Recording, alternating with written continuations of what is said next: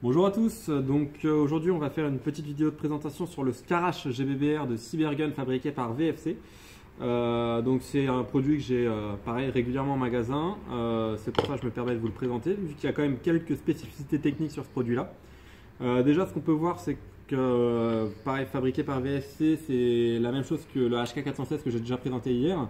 On voit que les marquages sont bien faits. Avec le numéro de série apparent, etc., le calibre réel de l'arme. Donc voilà, c'est une belle réplique. Pour revenir après sur l'extérieur de la réplique avec les spécificités techniques, la petite vis qu'il y a ici, ça va être le réglage au pub, donc il faut juste avoir un tournevis plat et ça nous permet de le serrer et desserrer quand même assez rapidement pour pouvoir faire un peu comme le 416, faire un réglage pendant le tir pour vraiment voir la trajectoire de la bille régulièrement pour faire un réglage plus facile et plus atteignable pour n'importe qui. Après, la petite spécificité, c'est que c'est une réplique entièrement ambidextre. Donc, on voit l'éjection du puits de chargement est ambidextre. Pareil pour le sélecteur. Et là, le levier d'armement est monté à droite. Donc, normalement, pour un gaucher, je vais vous montrer comment le passer à gauche et en même temps comment démonter la réplique. Donc, la première étape, ça va être de faire sauter la petite goupille qu'il y a ici. Donc là, normalement, elle saute assez facilement. Sur les répliques neuves, vu que celle-là je l'ai déjà lubrifiée, sur les répliques neuves qui n'ont jamais été sorties de la boîte, ça va être assez dur. Donc n'hésitez pas d'utiliser un tournevis pour pouvoir forcer dessus. Donc après, on vient la séparer d'abord en tirant vers le bas et après en soulevant le bloc détente. Donc ça enlève totalement le bloc comme ça. Pour pouvoir enlever la crosse, on vient se mettre comme ça, on vient caler. On a juste à la taper vers le bas. D'accord ? Derrière ça, on vient enlever ce qui va faire le ressort de rappel. Donc ça, on a juste à le tirer vers l'arrière. À l'intérieur, là, il y a une petite pièce à décaler en avant et à soulever vers le haut. Paf. À partir de là, on tire la culasse vers l'arrière. Là, on voit dès que le levier d'armement est embuté, on tire dessus. Ce qui nous permet de libérer entièrement la culasse. Donc libérer entièrement la culasse, c'est entre autres pratique pour pouvoir assécher son novel, pouvoir le lubrifier, pouvoir entretenir un peu sa réplique, atteindre le bloc au pop, voilà. Là pour l'instant on va juste s'intéresser pour changer le levier d'armement de côté. Donc on se raligne juste ici. Et là cette fois on passe le levier d'armement de l'autre côté, tac. Donc là on voit ça couille bien, c'est nickel. Donc on met la culasse en avant, la petite pièce ici qu'on vient remettre embutée en arrière, tac. La pièce qui se met normalement dans le sens là, si je me souviens bien. Tac. Voilà. Et là, on vient remettre la crosse. Et petite particularité à bien savoir, pour remonter le bloc détente, donc on vient d'abord caler la base du bloc détente bien vers le bas et pour pouvoir finir de le fixer, il faut ouvrir la culasse pour pouvoir bien rentrer le haut. Et là, on vient remettre la goupille. Tac. Et voilà. La réplique est finie d'être montée.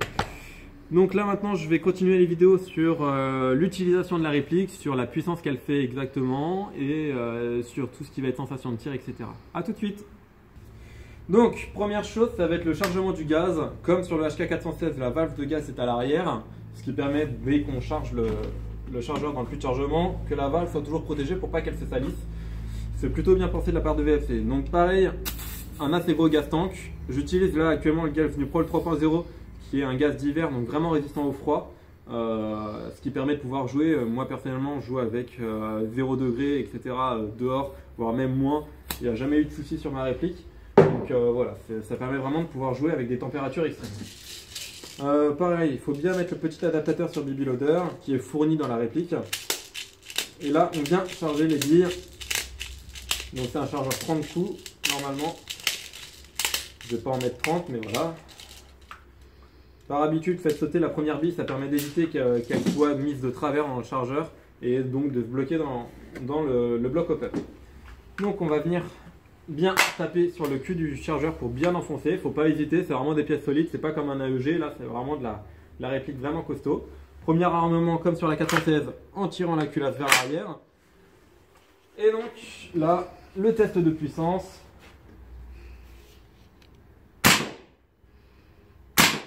Donc voilà, là on est sur une réplique qui est en sortie de boîte sans réglage particulier. Fait directement 393-394 fps. Donc c'est vraiment une réplique qui est faite pour faire du DMR, de l'anti-snipe, etc. Qui peut développer une très grosse portée et qui est faite pour tirer de la bille très lourde. Des connaissances qui l'ont acheté là tirent de la 0,36 voire même de la 0,40. Donc 0,36 en bille bio, 0,40 malheureusement n'existe pas en bille bio. Mais ça permet donc de développer une grosse portée, une grosse précision et que la bille ne bouge pas du tout dans l'air. A priori, donc d'après ce qu'ils en disent, ça ferait une réplique qui en sortie de boîte font entre 75 et 80 mètres de portée avec de la bille lourde. Donc c'est quand même très convenable. Après, point de vue sensation de tir, comme vous pouvez entendre et même voir sur la vidéo, c'est quand même une réplique qui est imposante. Ça a un gros kick, ça fait du bruit, etc. C'est vraiment agréable. Chose par contre à se méfier, le levier d'armement bouge à chaque tir. C'est-à-dire qu'il ne faut pas laisser le pouce comme ça, sinon vous pouvez vous casser le pouce. Il faut vraiment bien prendre la réplique bien en main. Voilà ce que ça donne en tir.